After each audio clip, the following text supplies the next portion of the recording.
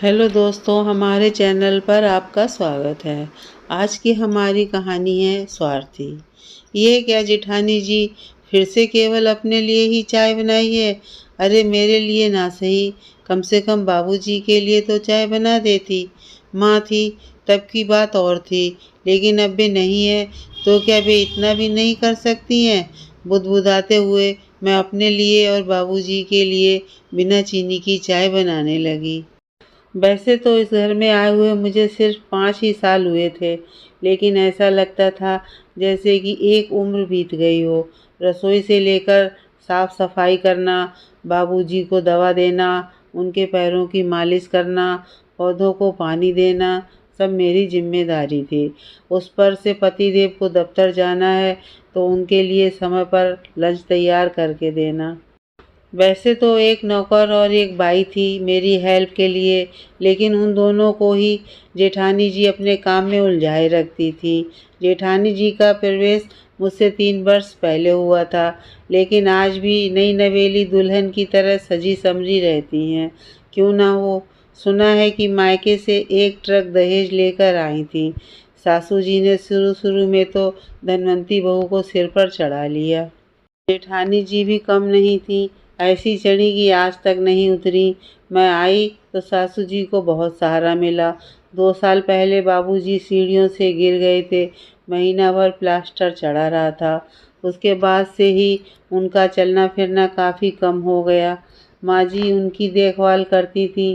पिछले साल उन्होंने हमेशा के लिए हमसे विदा ले लिया।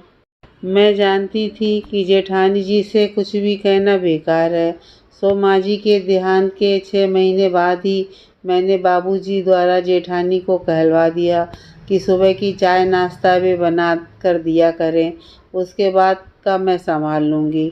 उस वक्त उन्होंने तपाक से हाँ कह दिया, लेकिन सप्ताह भर बाद ही अपना रंग दिखाने लगीं। अपनी चाय बनाकर चल देती और नाश्ते के नाम पर कभी टोस्ट तो कभी दलिया बनाकर खाना पूर्ति कर देती। बाबूजी को ये आधुनिक नाश्ता भाता नहीं था, सो मैं ही बना देती थी। लेकिन आज फिर से उनका वही रवैया देखकर मैंने भी स्वार्थी बनने का ठान लिया। आखिर घर उनका भी है, बाबूजी की जायदाद में तो सबसे पहले हिस्सेदारी करेंगी। तो भाई सीधी सी बात है, सेवा करोगी तभी तो मेवा मिलेगा ना। और मैं बन गई स्वार्थी। अपने लिए चाय बनाती, अपने पति को प्यार से लंच बना कर देती, हल्की सी सफाई करके आराम से एकता कपूर के सीरियल देखती। मैंने देखा कि बाबूजी को चाय और दवा समय पर नहीं दी जा रही है। पौधे बिना पानी के प्यासे हैं, लेकिन मुझे क्या, मैं अब हाथ हिलाने वाली नहीं। एक दिन दोपहर को आँख लग गई। सपने में बाबूजी कहने लगे, बहू चाय। मूली पालक सहित गुलाब का पौधा बोला, भाभी कितनी तेज धूप है, थोड़ा तो पानी दे दो।